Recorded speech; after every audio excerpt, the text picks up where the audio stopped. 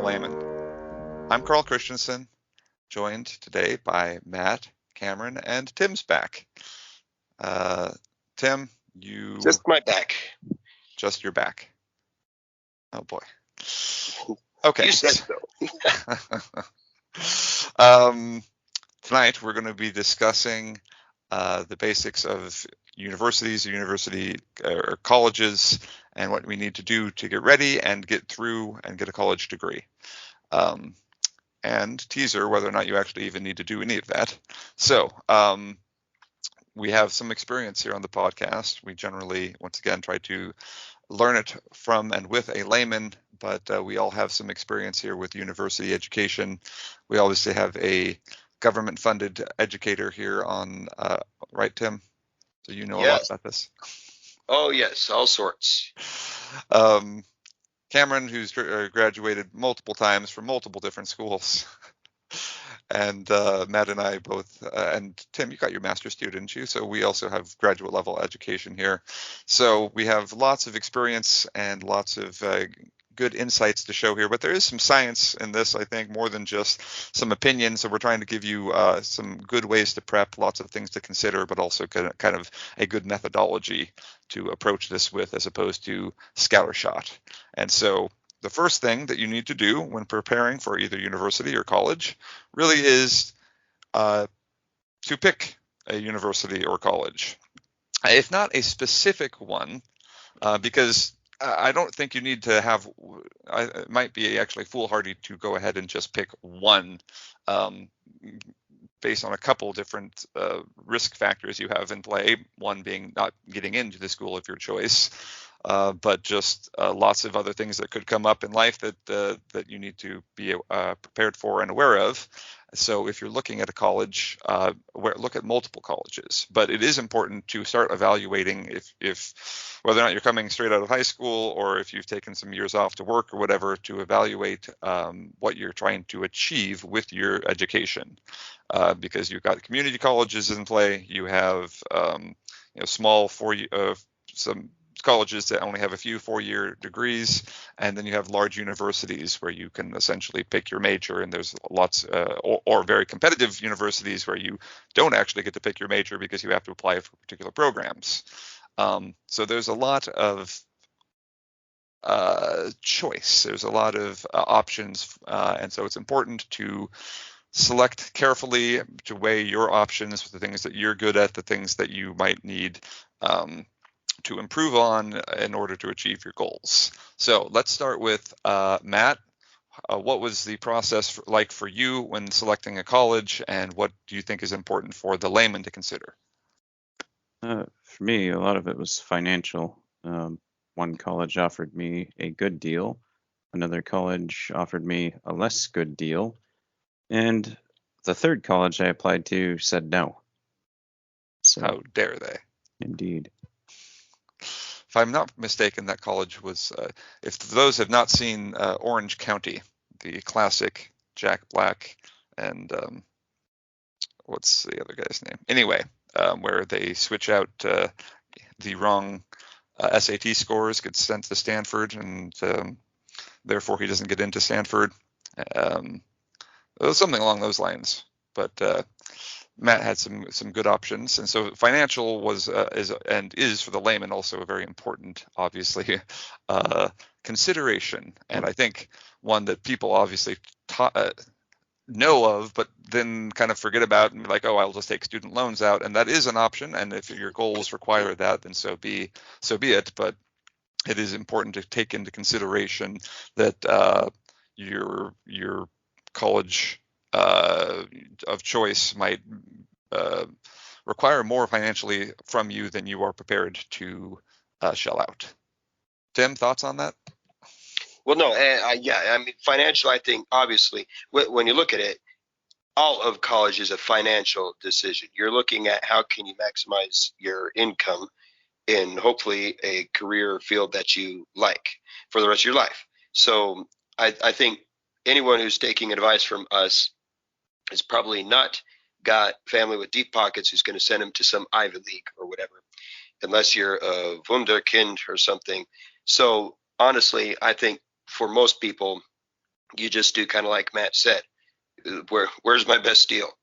And that's I think Cameron. Well, oh shoot, this was probably before we turned on the recording, but Cameron was talking about community colleges. I think that's honestly a smart route to go. You find your local school where you can live at home for cheap and get an education for cheap and not have to worry about taking out those loans.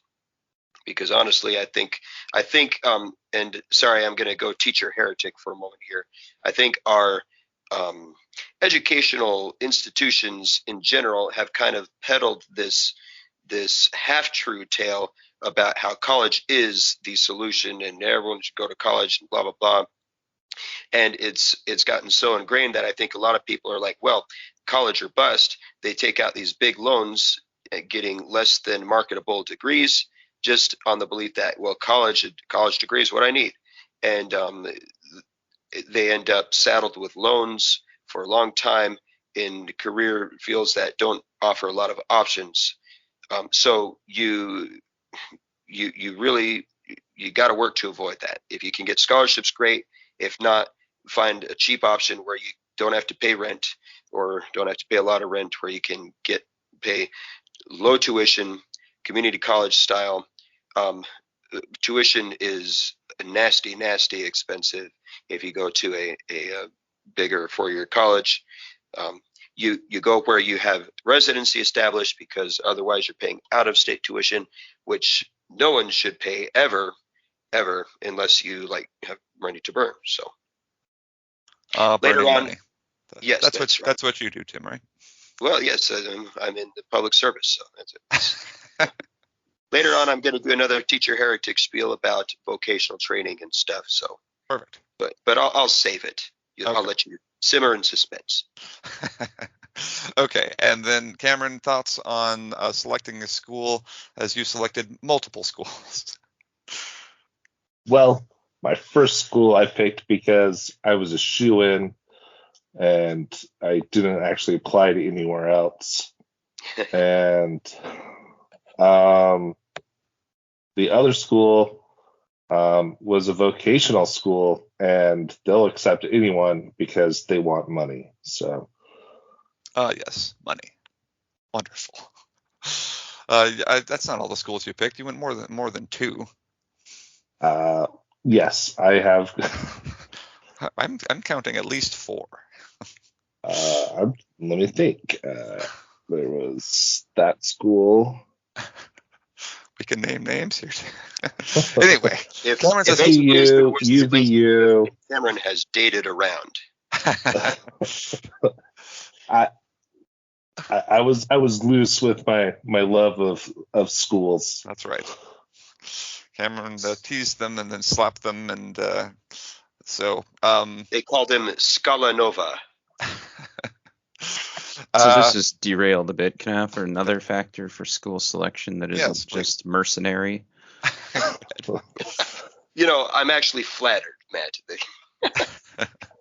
Yes. So I mentioned I applied to 3 places. One place told me no.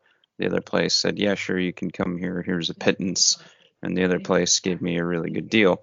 Well, the thing that directed which ones I applied to in the first place was, where do I want to go to have a degree that is worthwhile? And I think that Tim said something that gets overlooked. When you talk about marketable degrees, that's critical in your decision. But assuming that you can find a marketable degree, the institution from which you get it does matter in your employability. And that was one of the major factors that I looked at. The school that I ended up going to had good academic credentials. It wasn't, an Ivy League. That's okay. It didn't have to be. But it was a good, solid school. And to me, that mattered as well. Yeah, that's a good point. Is if you do know ahead of time, and we're going to talk a little bit more about how to select a major, but if you know ahead of time at least a field that you want to go into, then you can look at more than just how is the university ranked or how is the college ranked. It's specifically how is that program rate, because some of them, some colleges and universities excel in certain areas, and And having that knowledge beforehand is important if you want to, like Matt said, not just get a degree, but then get a degree that will funnel you into a well-paying job, something like that. So, And if I could roll with that to kind of add a note on what I said earlier, I know I was down on student loans and stuff, and I am, but not all student loans are equal. If as Matt mentioned, if you're doing your homework and you're setting yourself up in a good field with a good degree, that will give you options and income, it might be wise to get a student loan. I have a friend who, well, if anyone has a friend who's a dentist, then you know someone who has acquired hundreds of thousands of dollars of student loan. But because they're getting a highly marketable credential that's going to allow them to make very good money, that's smart. That's a smart plan. yeah, But though actually, so to jump sorry. that real quick and to give a counter example once again of just how to play things and how this is really kind of a calculus. We have another family member who is now becoming a doctor and has zero debt. And he didn't go military. Military is an option in that case. But in this case, he just played it smart. Now, part of it is he got a little bit lucky, and as far as family finances are concerned, but the parents didn't bankroll everything. He just did things in a very smart way as far as getting scholarship and then also getting a job at the university, which gave him lower tuition. And anyway, just he got himself through medical school, he and his wife, with no debt, which is truly astounding when you think about the bills. Wow, Yeah. So that's not doable for everyone, but it is the case that if you consider all of these factors and you play university more as a calculus problem to be solved with derivatives, and consider all of these things, then your most finely tuned equation will give you the best outcome as far as both earning potential and amount of debt that you're saddled with. So. Wow, your math teacher really liked that metaphor. Yeah. I would like to add one little caveat. Make sure your school that you're attending is actually accredited. Otherwise, that's a good you've Absolutely. spent a lot of money and your degree is practically worthless. Yes, it's worth about as much as the paper it's written on. And there are predatory institutions out there that will, yeah. It is true. Yeah. I mean, I was approached by several people to attend a local college in where I grew up, where we grew up, but I did not want to attend it for the practically worthless degree that I had, and it was not accredited either. So yeah, so that is something to watch out for. And obviously, if you're going for like big name schools, then you probably don't have to worry about that. But yeah, if you're looking at like a local school and you don't know much about it, find out before you start giving them money whether or not they have been accredited. Okay, let's dive into a few specifics here. We've kind of gone talked a lot about selecting colleges and money and all those types of things, but let's talk about what you need to do to prep and get into a college of your choice. So as you all know, and obviously if you're in this realm of trying to select a school, you need to show off your abilities. And usually that has something that starts with most schools with grades and tests. Now, that's not the case with every school, right? I know that there are large, even Ivy League schools. I think Stanford recently has taken standardized tests out as one of the factors that they consider. I don't entirely know how that works, so that's something to investigate if you're interested in one of those schools that no longer looks at the ACT or the SAT. But the ACT and the SAT are the standardized tests that most universities still place a lot of value in, and so those are worth getting right. And so it's important to know that you can take that's worth studying for. It's probably worth paying if you need to take a class in. I believe Tim can attest to that, right? Tim, you took a class that helped raise your score significantly. I studied a book. It was like a Barron's, okay. Did I take a class? I can't remember, but I did do, prep for it. Yeah. Right. And I took the ACT twice, And I think I did some prep the first time, but not a lot. And I was also sick on the day that I took it, which was a bummer. And I got an okay score. And then I did more prep and went back and retook it. And I actually bumped my score up 4 points. That's a lot for those that don't know. Yeah, it's a 36-point scale, right? So, right. Anyways, it was enough for me. The difference was, I mean, the difference was thousands of dollars of tuition every semester. Right. In the deal, the deal that I eventually got. So, yeah, I can attest to that. A little bit of prep and hard work goes a long ways. Just a couple nudges on the scale could make a difference, admission or tuition.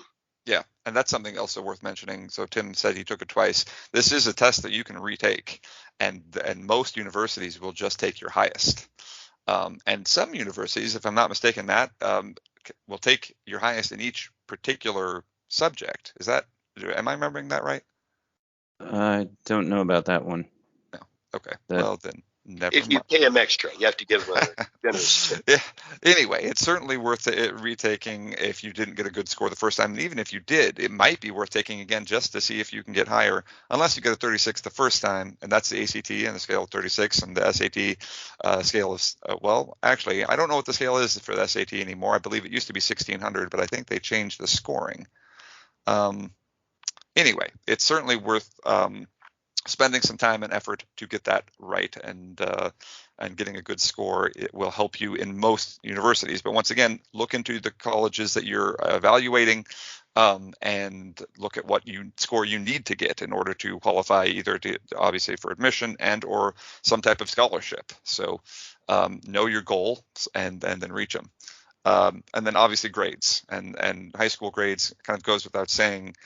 If you don't have a good GPA, that will reflect that poorly on your college transcript. So when your high school transcript. So when you are applying, and you flunked out of calculus, it's not going to look good.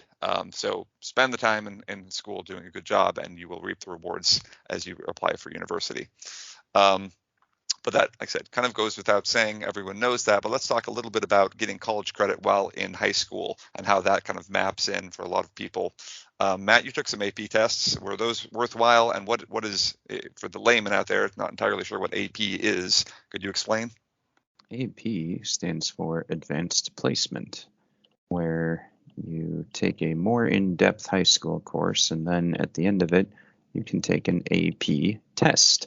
And if you score well enough on the test, and the test is usually, it gives you just an overall score of 1 to 5. And if you pass with a 3 or better, most universities will give you some very basic college credit, whatever that subject is. So if you take an AP physics test and you get a 3, 4, or 5, you might get out of, Physics 101. If you get a 2, like I did, then you don't get out of Physics 101. But I did do better in some of the other AP tests, like English, and somehow I actually managed pre-calculus. No, not calculus, or not pre-calculus, calculus. Yes. Yeah, the way I'm stumbling through that, you can tell I deserved to. Well, never mind. But yeah, that's the AP system. It's just a way to earn some college credit before you're actually in college, and it can be very handy in getting you out of some of those very low-level basic freshman courses. It can also not matter at all in the case of, say, an engineering major like me, who it turns out that most of the AP courses I took, even though I did get credit, didn't actually count toward anything useful in my degree. So, English, psychology, history, those types of things, nobody cared that I'd gotten that kind of decent score, because when they look at my, mechanical engineering and they look at psychology, there's not a ton of overlap, maybe some overlap, but no, there isn't. Right. So, yeah, go ahead, Tim. Oh, and I was going to say that's something that the farther ahead you've planned, the more you can look into. If you are dead set on a certain major or something, you can kind of look into that. If not, then it just becomes kind of a balancing act of I'm going to kind of try to get a lot of eggs and put them in some different baskets, and then when I get to my college, that I end up at, I can hopefully be able to use some of them. And then the ones that you don't use, in my mind, it's not all bad if you're, oh shoot, I didn't get to use that, because you're still the other thing to consider, and this is a soft thing. It doesn't add up on paper, but it's real.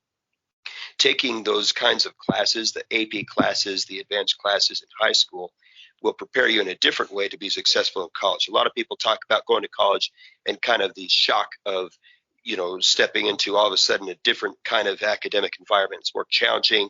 It's less supported, and a lot of students have a difficult first year or two as they adjust to that. I believe that students who have some exposure to these kinds of classes are better prepared just because they have experienced those kinds of classes. AP classes and dual enrollment classes tend to be more structured and kind of that rigorous style, like a college class. So think of it as preparation of another sort, not financial or credit necessarily, but preparing yourself. And another factor. Oh, sorry. I was no, going to yeah, say. just hope to encourage you to think about them no matter what. Yeah, one other factor is when you're applying to your college, if it's going to be a competitive application, and your transcript shows AP courses, even if your grade isn't necessarily as high as if you'd taken, say, vanilla world history. If you've taken AP history, that tends to look good. Right, and that's something that I think is valuable, and like I said, especially for universities that don't evaluate standardized tests, and it's hard to set yourself apart. Doing it with the classes that you selected is one way to do it. So, did you want to talk concurrent enrollment? Yeah, I was going to mention concurrent enrollment, and Tim kind of touched on it as well, as far as like dual enrollment classes. Cameron, I think you took some concurrent enrollment classes. Do you remember which ones you took? I took 3 actually. And how were they? And what concurrent enrollment? That means you're enrolled high school and college, right? Yeah, it's usually a setup with a local college of some sort and a local high school. Yeah. But yeah, go ahead. So, I mean, the nice thing about doing concurrent enrollment is you basically get to take a semester class in college throughout the full year in high school. So you go a little bit slower pace, and then you get the college credit. I took college algebra, which was math 1050, and it saved my bacon from actually taking any math classes in college. So I never had to take one. Cameron, you did not major in engineering.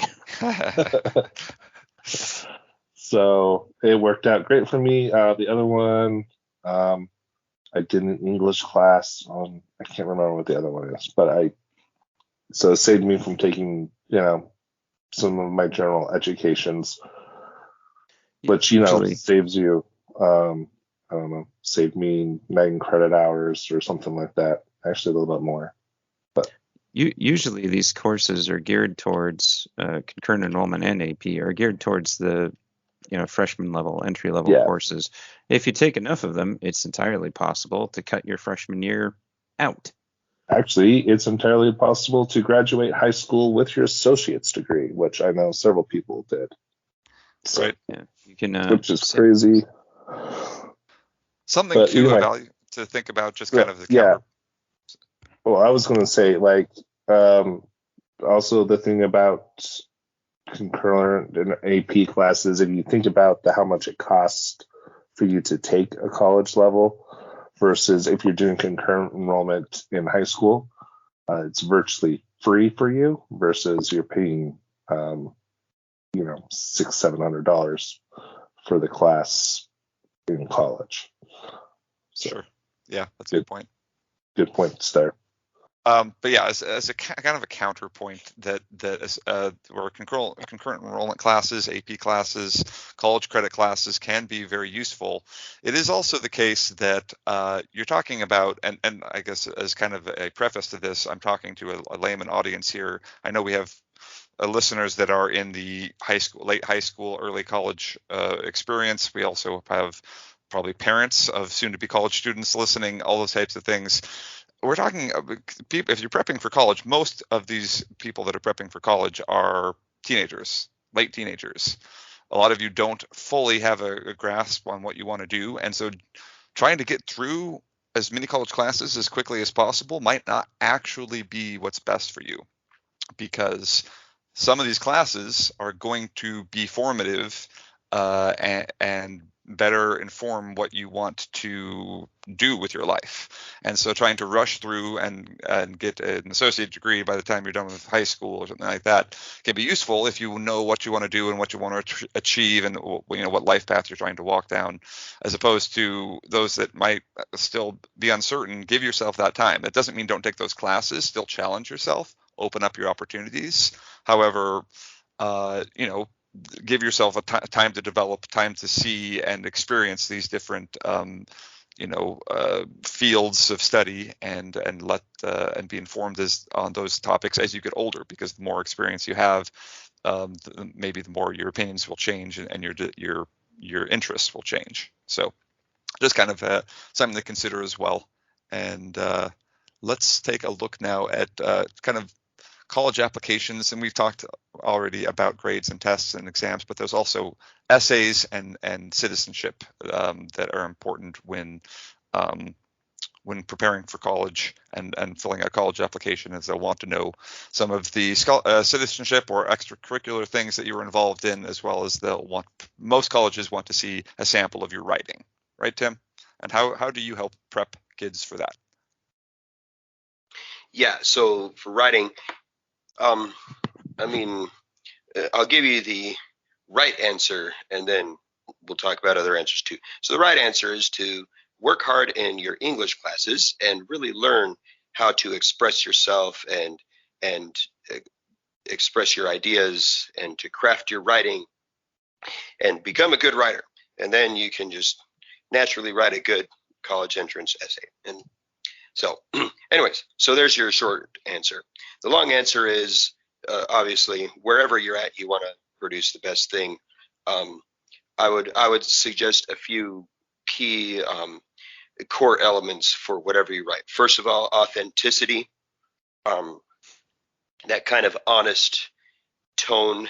You sometimes people, especially when they're writing for something that counts, they try to protect themselves in this kind of formulaic style. They write whatever they think the grader, or in this case, the admission people, want to hear.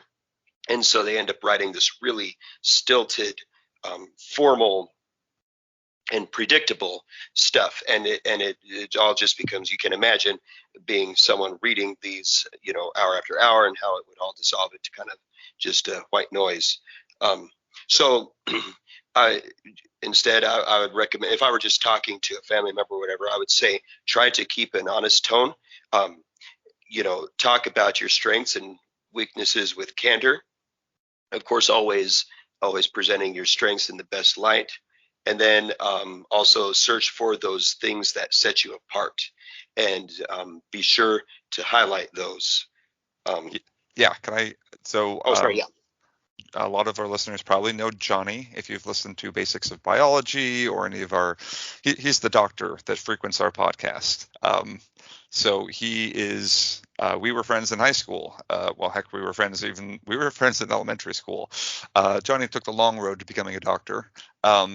And he's so it turns out when he was applying for medical school, he was able to put on his application, on his essay, his entrance essay or whatever, that he talked about how it felt delivering his daughter because his wife, they weren't able to make it to the hospital in time. So trying to find something that sets you apart. I don't recommend like having to deliver a baby to do so, but But if you can pull that off, include it in your essay. That'd be amazing. Exactly. But that type of thing just helps set you apart. And, he was able to get obviously into a good medical school, and getting into medical school is darn hard. So, that those types of things can help for sure. Sorry, not to cut you off, Tim. Anything else? No, that's fine. Okay. I like cutting you off. Yeah, there's a star thing, and obviously every essay is different. You should probably consult with good writers that and get their advice peddle our services. Yeah, that's right. And you can send it to us, and we will give you a guaranteed revision. We guarantee we'll read it, and yeah. Okay. Let's see. And then citizenship and extracurricular activities, once again, those do matter. They matter more or less depending on the university or college that you are applying to, though. So if you're trying to get into, say, MIT, those things matter greatly. Obviously, so do your exams and things like that. But let me give you an example. My boss's daughter just started university this last year, and so a year ago she was applying to schools, but she played softball, and so she had really good grades and things like that. But she was recruited by the MIT softball team, and was given an offer to come to MIT, play with the softball there, and, because she both had good grades and because she was a good softball player. So there are more than one way into these universities, right? So that's not usually a way that people could think of getting into something like MIT, Massachusetts Institute of Technology, is with softball skills, but it turns out that is a viable way to get in. So I would caveat that by saying maybe don't count on it. That's fair too, but like I said, she had good grades otherwise. And extracurriculars, and in particular athletics, are heavily favored. One of the schools that I tried to get into, turns out one I didn't get into, they talked about how they were interested in a complete person, not just academics, and also not just athletics, but really the whole package. And, well, like I said, I didn't get into that one, but still, those types of things do matter. And if you have good academics and some strong extracurricular activities, that looks very attractive to a lot of schools. But it's hard to be able to count on getting in with only one of them, regardless of which one it is. Right. So broaden your horizons, use your time well, and you'll increase your probability of getting into these schools. So all right, let's talk a little bit about scholarships. We talked about money, how it's important to consider money, in-state tuition versus out-of-state tuition, community college versus university. But all of these things aside, there's grant money and there's scholarship money. Grant money is money that you can apply for and get granted to you. That's usually need-based. So that's if you are coming from a relatively poor, indigent situation, and you need that help, then government grants, those types of things can help you.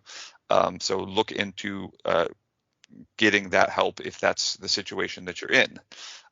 If you have good grades and have good either amazing grades and or amazing artistic or athletic abilities, then you can start looking at other types of scholarships. And scholarships, so usually you think scholar, you think academic, but there are other types of scholarships. So, for example, our aunt was admitted to university with a swimming scholarship, and so she was on the swim team, and that is one of the way she paid for her first year at college. Have to also consider, though, and something that she learned is that it was a lot of work, and a lot of work that she was more interested in the academic and other parts of the university than she was in really spending 5 hours a day training for athletics.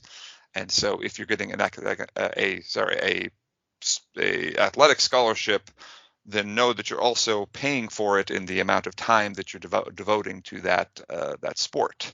And so if you have aspirations to become, a doctor or an engineer, these very demanding courses of study, and you're spending 4 hours a day training and the weekends traveling or whatever, then it's going to be quite challenging. Not unachievable, but you're raising the difficulty level. So take that into consideration as well. Thoughts on scholarships? There are lots of available scholarships. Matt, any thoughts on how to get scholarships? Not more than what I've said. Be good at things. Do athletics. Do your academics. Those types of things not only look good for admissions, but they also look good for the people who are considering paying you to come to their school. Sure.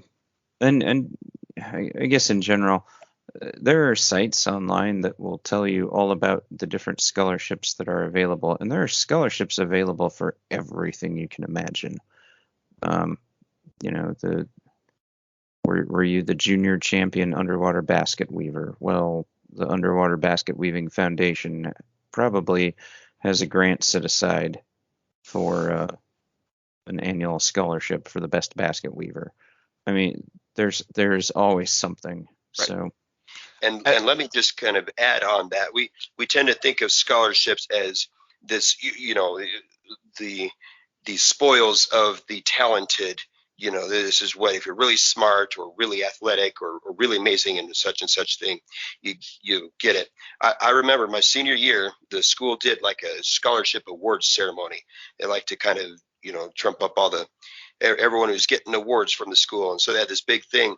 And so, they had the kind of good grades scholarship that, the state schools give to, this certain percentage of people, the top GPAs and other sports scholarships and whatever. And this one buddy of mine, they were all these little scholarships that and they just kept calling his name up to collect this scholarship and that scholarship.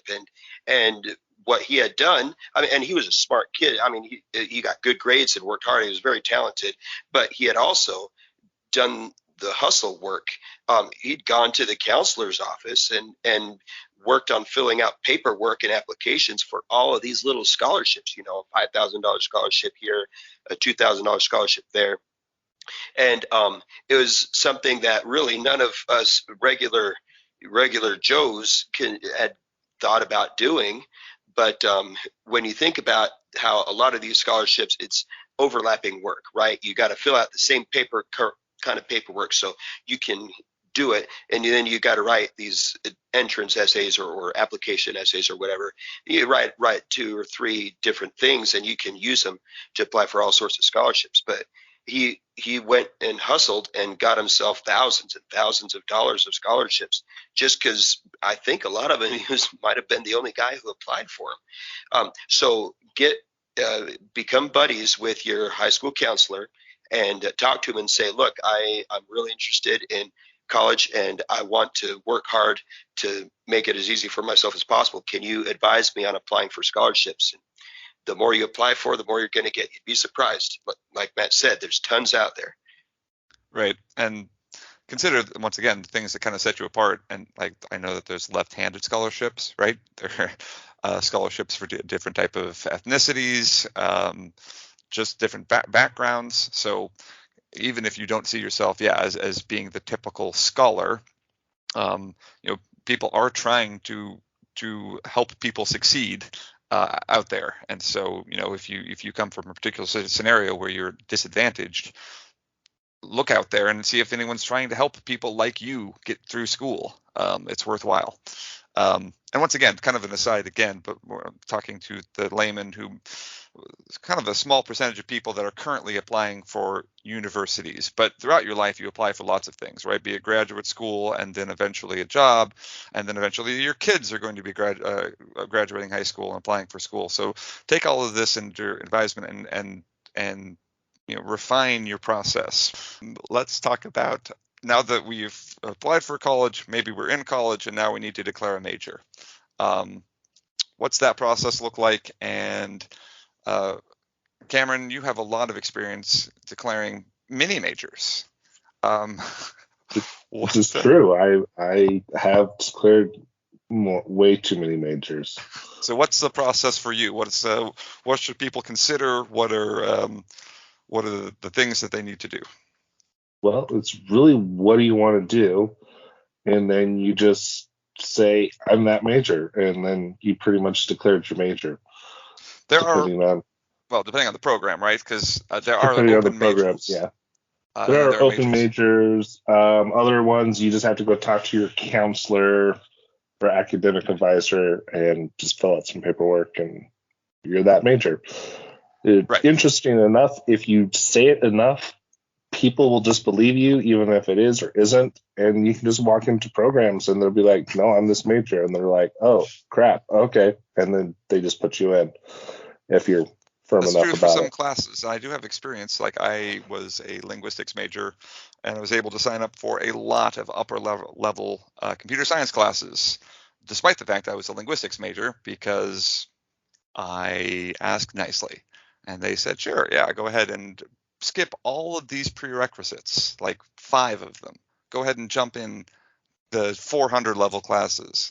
I don't know So that we should be advocating to people that they attempt to hustle the system, but that's I mean, actually what my it all my depends on the professor. university and what their requirements are. Some of them are looser, some of them are It more does.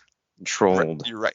You're right. And some majors you actually have, like, it's quite competitive. Like, I know that is it dietetics, I think, at the university where I went, like, they only accepted a small number of people each semester, and so you can hope that you get in that major. You do your work to get in that major, and then your plan's going to get shot to shreds. So keep your options open. But as far as trying to hustle the system, I don't.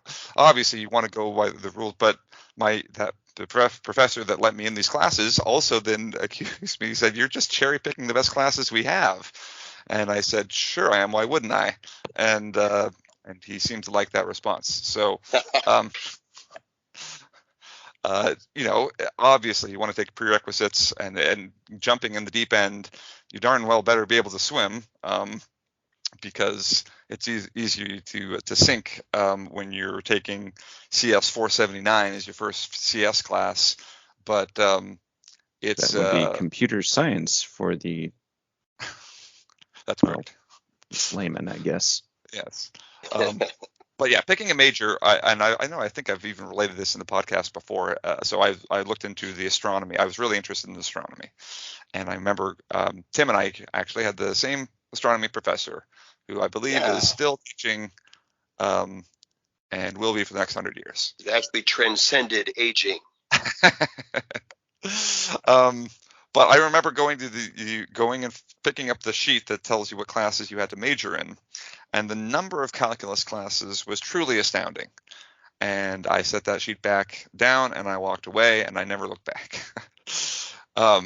And so, taking under advisement both your capability, your interest level, and then then all the requirements for it, and your timeline, because some university majors take 5 years to finish, right? And some you can get it done in 3.5 or even quicker if you're taking summer semesters, right? So once again, like taking us all the way back to the beginning of the podcast, you're picking a college and you know what you're looking for. If you pick a major and you know what you're looking for, then you can get through college quickly if that's really what you're going for. But for some people, it's really more about the educational experience, and it's more than just get me this degree so I can get a job. It's more becoming a real well-rounded and educated person, and that's great. But for a lot of people, it's really just about the money. So mercenary. Well, yeah, go ahead. Yeah, one thing I would suggest is go into college with a plan. It is highly discouraged to go in and think, well, I'll just take classes and find something I like. People that do that tend to either not graduate or take many, many years to graduate. And then, I mean, the longer you take, the more debt you got, and the more the financial costs. So consider that. You want to get a degree, and you want to get it expeditiously. Yeah, and I can give you an example of kind of, so I majored in linguistics, as has come up in this podcast and many previous podcasts as well. And I thought I knew kind of what I wanted to do with it, but around my third year in college, I started realizing there really isn't a lot to do with this. So I had to quickly about face, pivot, and figure out, okay, well, how am I going to turn this into some type of gainful employment? And so I started looking into research groups on campus that would be affiliated with linguistics, and I got associated with some natural language processing groups, and all of a sudden I had a career path. And so it's useful in college not only to go to school, go to your classes, pass, but actually get involved with extracurricular activities in college. And often, I think, at least in my mind, when I was going to college, I was kind of behind that. I wouldn't no longer was it necessary for me to take those because I wasn't going to be applying for college. I was now in college. However, the idea then now becomes more, this is actually a life skill that I'm going to be using. And so if I can get into some type of research group or other extracurricular activity at college, maybe that I can leverage that into employment in the future. And so there are lots of different ways to do that. And that's something that I think everyone needs to take another look at if you haven't done that yet and you're still in college. Carl, can I use this moment to share my crushing your soul speech that I give to my students? Shoot. Okay, because you talked about following your dreams. You wanted to be a linguistics major. It's what you're really interested in. And we encourage kids a lot with that. And we say, what's your passion? What do you really want to do? And sometimes I think we do harm because we so encourage kids to do their passion that they just say, oh, I'm just going to follow what I want, and then everything else will take care of itself. And they end up miserable because now they've got a master's degree in trombone performance and they're working, great jobs. I'm sure you just offended one of our listeners. Yeah, that's right. No, I actually heard a story about some guy with a master's degree in trombone performance trying to pay off his student loans. And, what a terrible thing that no mentor along the way gave him a little helpful nudge. And so here's what I tell my students. I say, look, don't ever give up on your dreams, but recognize that your college major and your choice of profession is not the only avenue through which to achieve your dreams. So if I love playing the trombone, then maybe I get a degree in a job that allows me to earn good money and have some, vacation time or time free on a weekend so I can, play in a jazz band. Or maybe I, just record on my own just for fun. I don't have to give up on my dream and live life as a poor, starving artist. And what I actually share your story, Carl, about how you can kind of incorporate a plan B into what you're doing. So maybe that's a great thing about college. You can have a major and a minor. So maybe for one of those, you French art history, because that's your passion, right? But then you get a minor or a major in something that's a little more marketable, say engineering, or you get a nursing degree, or you graduate and go to law school, so that you can, still have a marketable, there are ways to, what I'm getting at is there are ways to follow your passion and not ruin your marketability on the free market. So just don't pursue, darn the expense, your dreams without having a plan B and without having multiple means for you to get employment and to earn a living for yourself. Yeah, and goes back to, I think that's a really good advice, and I think this goes back to this being all kind of a big calculus problem. I think often we try to do it too linearly, but there's so many nuances. There's so many curves and changes, and yeah, like I said, life is not dictated directly by the degree that you have, as far as the things that you can accomplish. It certainly can shape it, but it doesn't necessarily close doors unless you yourself close those doors. So let's see. Oh yeah, a quick also plug for, I read a while back the book by Andrew Yang, Smart People Should Build Things. If you don't know what you're going to be, and or if you're already decided you want to be a doctor or a lawyer, doctors are wonderful. Lawyers, I think, are still people. But if you don't know, and if there's any question, engineering is a wonderful way to move forward in life, because society, the economy, everything always needs engineers, people that can build things, people that create things, innovation, invention, and so that is. That book was just, once again, underscored how kind of the traditional path for a lot of people that are looking into Ivy Leagues and things like that are just thinking, well, I'm going to become a doctor, I'm going to become a lawyer, and that's how I'm going to make, $400,000 a year and live, this high life, where society needs more people that can think, okay, well, I'm going to go create a new product. I'm going to go build a new airplane. I'm going to, all these different things that actually improves the standard of living. And so while we're talking about colleges, I think that's useful to talk about. And I think that takes us to our next topic and our last topic, which is, do we really actually need college education at all? And that is, Tim, you wanted to have a say on that, right? Yes, indeed. All right. Activate teacher heretic mode. Go. All right. So, yes, you should go to college and get a college education. That's the right way. But if you look around, I'll give a personal example. I have a master's degree and I'm very well educated, and I'm certainly not languishing in poverty, but no one would, as a school teacher, no one would point me out and say that guy is well paid. And of course, as Matt points out, it's not all mercenary, but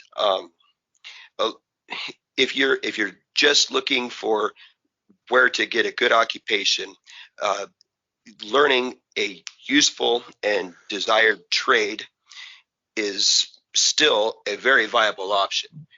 I have lots of friends and family members who have no college education who easily earn more money than I do, doing things like welding, firefighter, someone who runs a business that installs tile, cabinetry, and all sorts of things. So there's this wonderful world out there of entrepreneurship and skilled labor that has all sorts of opportunities for people who are willing to work hard and willing to acquire those skills, which actually require a lot of work and dedication to get, but then set them in aside to where they can command good pay. And a little caveat here, it's a lazy kid listening might say, aha, a teacher just told me I don't have to go to college, so I'm going to stop trying in school because it doesn't matter. I'll just get a good paying job after high school anyways, which is not true. In each case, that I'm talking about, these people had to work their way up, years of developing skills and learning not only trades, but running business and all of those things. I'm saying this mostly because there are people out there who don't thrive in school. They have a hard time. They have a hard time getting good grades. Maybe the idea of going to college and experiencing all of that at an even higher rate and level is the last thing any of them would want or feel like they could be successful at. And I just want to put a little bit of hope out there, because we don't talk about it enough, that those people, you are needed, and you can not only make a difference in our community, but you can thrive and be very successful. It's success, and including monetary success, is not super tightly linked to your high school GPA. And so I see a lot of kids come through my class who struggle, and they know they're not going to be successful in college. And I wish we had more discussions with those kids about the many ways that they can be successful, even if they're not going to pull a 3.8 GPA.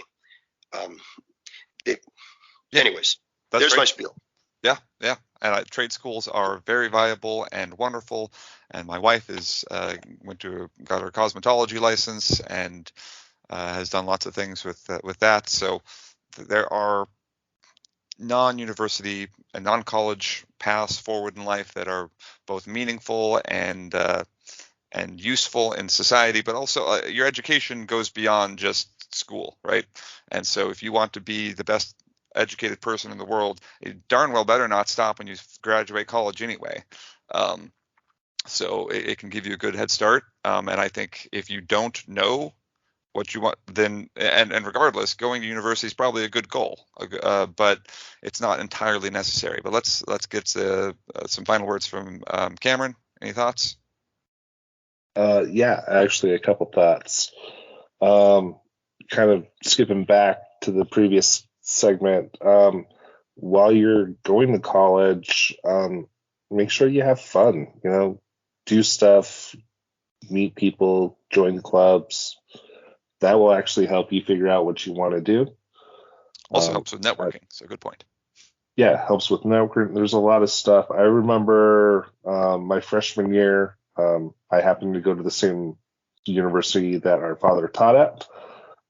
Our dad was actually super surprised how many people I knew throughout the college. Like, we were just walking through campus one day, and I don't think we went more than, passing one, two people, and I didn't know one of the two people. Like, I was a fairly popular person my freshman year, and our dad was actually surprised how well I knew so many people. And then he asked, well, how do you know so and so and so?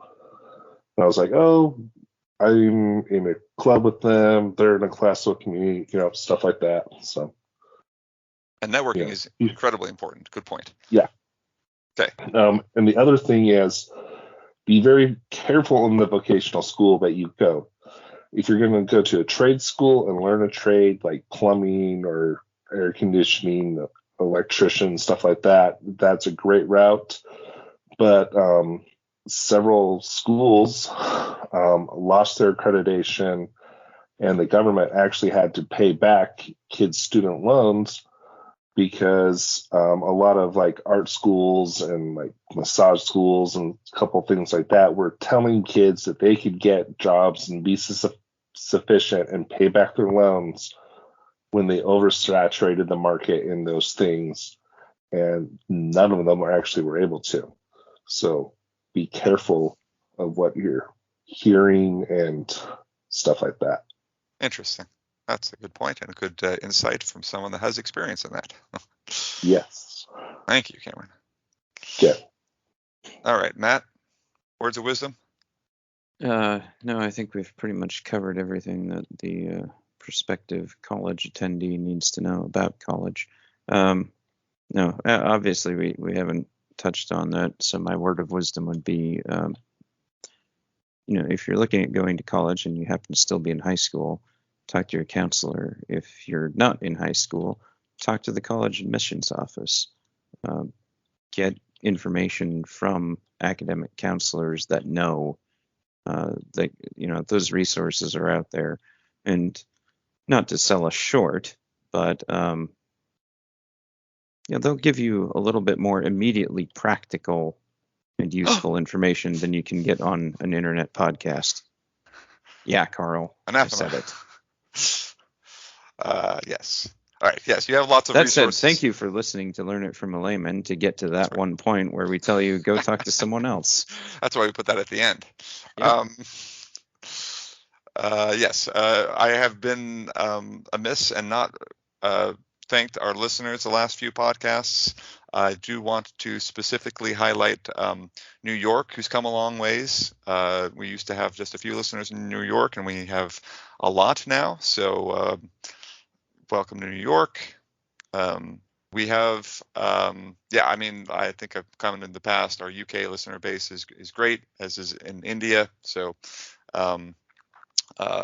grateful to everyone that listens to us. So we're going to wrap up here.